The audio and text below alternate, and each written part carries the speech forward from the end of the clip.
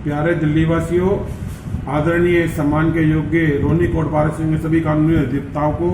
शत शत नमन। आज हम साथियों आपके सामने चर्चा करेंगे 23/9/2020 को। कल जब 22/9/2020 को मैं 101 नंबर कोर्ट में गया हुआ था किसी विषय के संदर्भ में, तब मेरी जानकारी में आया कि मोरे एंक्लेव थाने से FIR 317/2020 धोखाधड़ी के अंदर दर्ज हुई है 420-406 के अंदर। और इस विषय के अंदर मैं आपको बताना चाहूँगा कि मोरे एंक्लेव पुलिस ने नॉन बेलेबल वारंट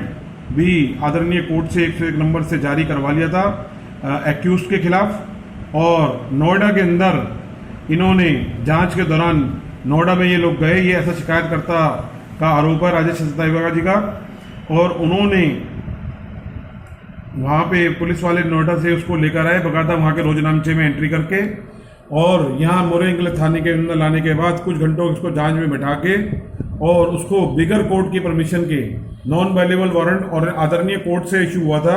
तो उसको कोर्ट के सामने प्रोड्यूस करना चाहिए था। कोर्ट की ही पावर थी कि वो उसका नॉन बेलेबल वारंट उसको कैंसिल करे, लेकिन ऐसा नहीं किया पुलिस ने संबंधित। और ACP सरस्वती यार नेताजी सुभाष पैलेस श्री संजीव कुमार जी, ये कोई नई इनके जो नीचे सुपरविजन में जो थाने हैं इसमें ये कोई नई बात नहीं है। ऐसे ही रानीबाग थाने से पहले जब इनके अंडर में था नॉर्थ डिस्ट्रिक्ट का, तो उसमें 124/18 FIR पेंडिंग है। और इन संजीव कुमार जी के खिलाफ एक इन्होंने मेन एप्लीकेशन के अंदर एक इंटरलॉक्टरी ऑर्डर के अंदर सबूत मिटाने के इरादे से और आरोपी पुलिस वालों को बचाने के लिए 10/12/18 को रोनी कोर्ट के न्यायालय के अंदर एक इंटरलॉक्टरी ऑर्डर के ऊपर क्रिमिनल रिवीजन फाइल कर दी थी 224/18, और बहुत ही गंभीर विषय है। और अगर उसी टाइम अगर सीनियर अधिकारियों ने अगर इनको रोक लिया होता तो आज ये दिन नहीं आता कि कोर्ट का अपमान हुआ, कोर्ट के आदेश का अपमान हुआ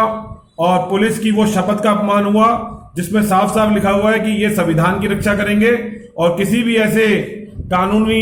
विधिवत सिर्फ कानूनों का ही पालन करेंगे, किसी ऐसे कानून आदेश का पालन नहीं करेंगे जो कानून के खिलाफ हो। लेकिन इसी में ऐसा ही कुलदीप साहब जो वहां बैठे हुए थे, उनका भी भूमिका पूरी तरह से संदेह के दायरे में, उन्होंने भी कैसे मतलब अपनी उस संविधान की कसम को भूल गए। मैं ये चाहूंगा कि दिल्ली पुलिस के कमिश्नर आदरणीय कमिश्नर साहब और गृह मंत्रालय इसके ऊपर संज्ञान ले और इनको वो शपथ पढ़वाई जाए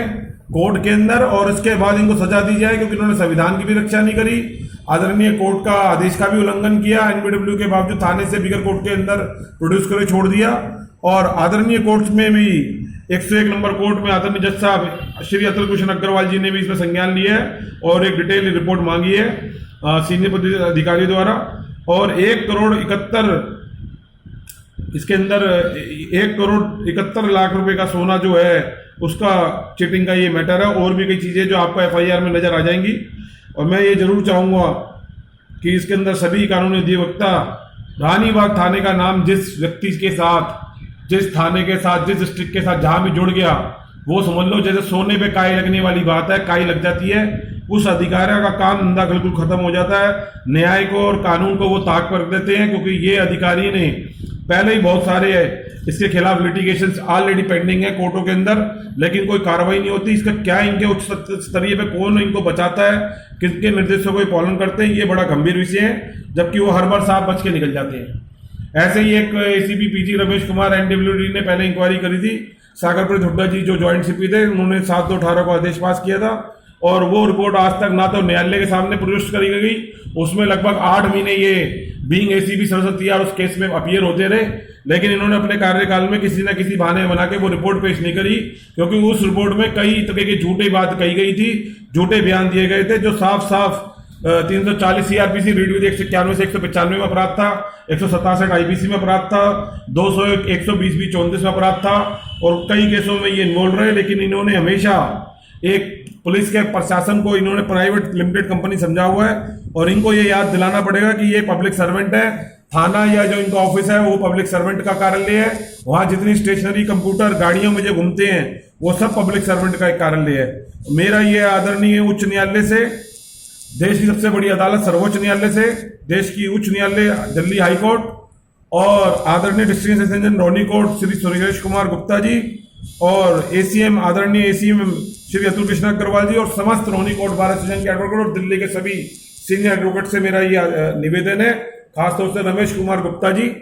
जो अभी दिल्ली बार काउंसिल के अभी चेयरमैन इलेक्टेड हुए हैं, कि सभी लोग मिलकर ये प्रयास करें कि इसके अंदर जो है जस्टिस होना,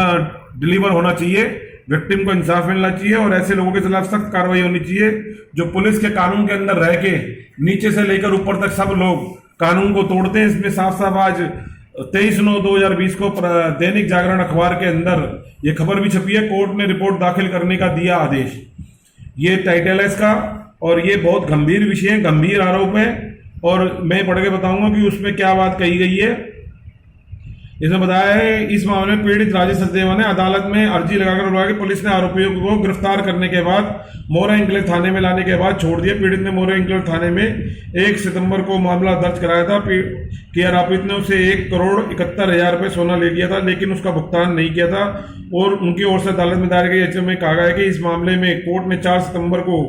आरोपित के खिलाफ गैर जमानती वारंट जारी किया था। ये बात ध्यान से सुनने वाली है कि 4 सितंबर को नॉन वेलिवेंट जारी किया था। इसके बाद मामले के जांच अधिकारी ने 11 सितंबर को आरोपित को नोएडा में पकड़ा था और उन्हें नोएडा सेक्टर 20 थाने में लेकर गए थे और जान 99 में दर्ज भी किया था। इसका जांच अधिकारी आरोपित को उसी दिन मोरे एन्क्लेव थाने लेकर आया और कुछ ही घंटों के अंदर छोड़ दिया गया। इस तरह की जो वारदातें चलती है, मैं सोचता हूँ संबंधित सीनियर अधिकारियों पर भी कार्रवाई होनी चाहिए। हर बार की तरह ये नहीं होना चाहिए कि नीचे वाले अधिकारी के ऊपर गाज गिरे और बात खत्म हो जाए। ये मैटर सीबीआई को ट्रांसफर होना चाहिए, इस तरह का मैटर जिसमें इतने बड़े स्तर के अधिकारी इन्वॉल्व हो। तो मैं सोचता हूँ सीबीआई जांच अगर चलेगी और in the supervision of honourable court के, तो सच का सच सामने आएगा, दूध का दूध और पानी का पानी हो सकेगा। इसी शब्दावली के साथ, इसी आशा के साथ, इसी विश्वास के साथ आज की शब्दावली को विराम देते हैं। जस्टिस क्रांति जिंदाबाद।